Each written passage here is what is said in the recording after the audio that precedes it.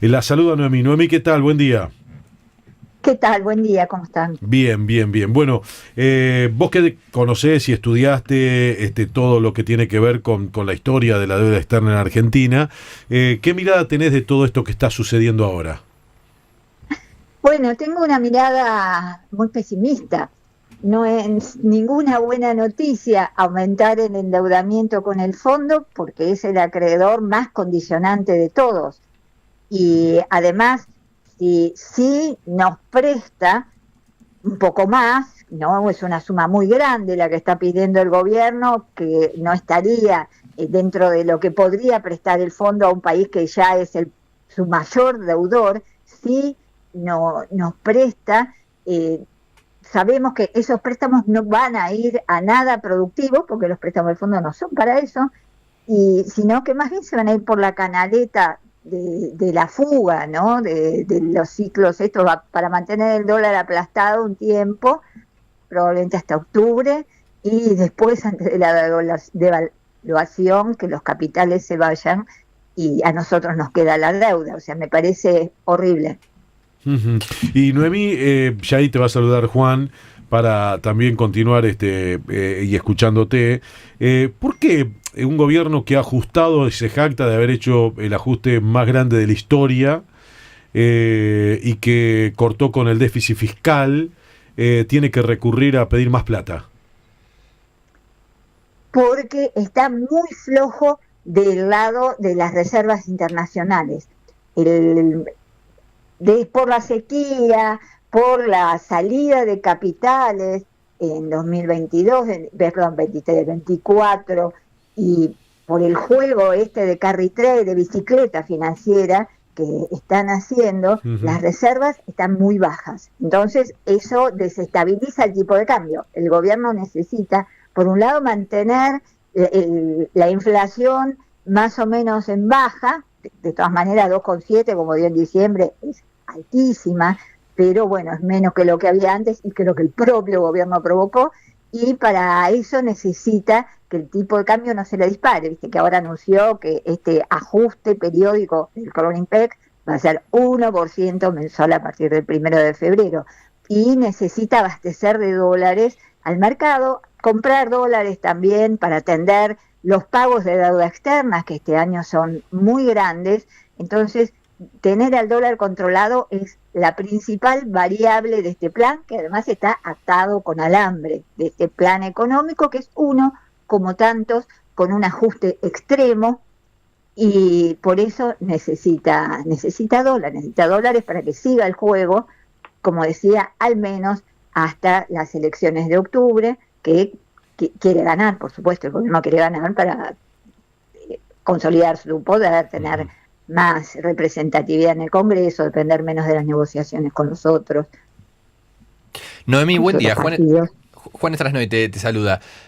Hola, Juan. Se habla mucho de, bueno, la llegada eventualmente de los dólares que pretende el gobierno, de los objetivos, de la relación con Estados Unidos, etcétera. Sabemos por la experiencia que hay que mirar mucho la letra, ¿no?, de los programas que se firman con el fondo, y hay un punto que vos mencionabas que es la cuestión del dólar, ¿no? Como tal vez hay pleno acuerdo entre el gobierno y el fondo en el ajuste fiscal, en avanzar en reformas estructurales, pero por ahí el fondo suele hablar de que el tipo de cambio está atrasado, eso Sí, lo suelen plantear en sus informes, y el gobierno dice, sí, no, sí. nosotros lo vamos a atrasar más todavía. ¿Puede llegarse a un acuerdo que no implique una devaluación? Me parece difícil, me parece muy difícil, porque fíjate que a Massa en 2023, para aprobarle la quinta y sexta revisión del acuerdo, la obligaron a devaluar, y eso también influyó en el resultado de las elecciones. Entonces me parece difícil que le acepten este régimen cambiario, este atraso cambiario que se profundice. Y además, otra cosa que dice el informe del fondo, y que los voceros del fondo también lo manifestaron, es este régimen de tipos de cambio múltiple, que hayan varios tipos de cambio para distintos objetivos. Entonces me parece que la unificación cambiaria siempre significa una devaluación. Entonces, por ese lado, la verdad que lo veo difícil. Por el otro, que lo veo difícil, es por el lado de las tasas de interés negativas, ¿no? Siempre el gobierno este año mantuvo las tasas de interés, cada vez la fue bajando más y más por debajo de la inflación.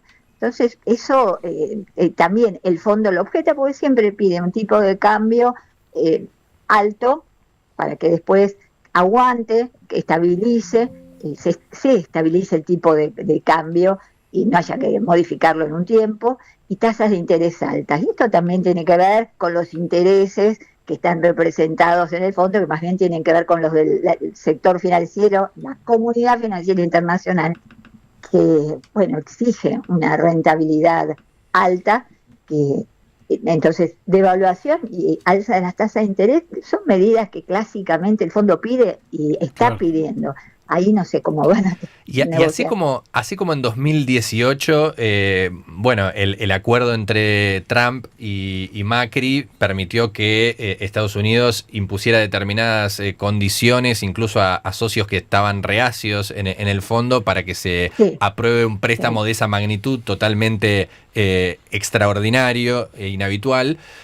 ¿No podrá suceder que en esta oportunidad haya un gesto político que permita, al menos hasta las elecciones, atravesarlo sin algo disruptivo como una devaluación, por ejemplo? Sí, bueno, justamente puede suceder cualquier cosa, porque el fondo, que aparenta ser un organismo técnico, serio, etcétera, está sujeto a unas presiones políticas brutales, y Trump está dispuesto a cualquier cosa con tal de mantener la hegemonía y avanzar en la influencia en la región, y dominar y todo el continente. Viste, quiere anexar Canadá, Groenlandia, más o menos México, y acá la verdad que Milei es de los pocos aliados incondicionales que tiene, porque el resto de Latinoamérica más bien giró a la izquierda, y los gobiernos de Perú y Ecuador son surgidos del lawfare, que son también aliados de Estados Unidos, pero Milei es su alfil. Claro. Acá, entonces me parece que sí puede perfectamente imponer sus intereses en el fondo, porque negocia, viste, cambian figuritas entre los países. Te doy esto y también a tus empresas, que tales condiciones, y además hay otras condiciones que no se dicen, no se explicitan, pero que también se acuerdan. Por ejemplo, el posicionamiento respecto de China.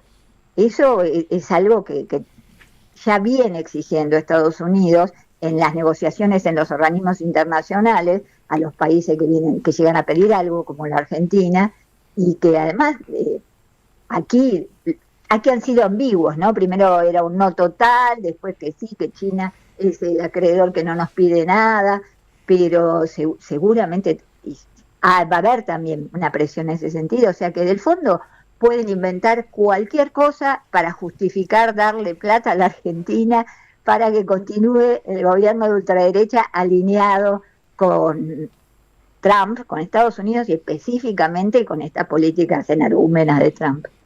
Bueno, Noemí, gracias. Que suceda eso no quiere decir que sea positivo, ¿no? Porque dijiste en el arranque que no sos optimista.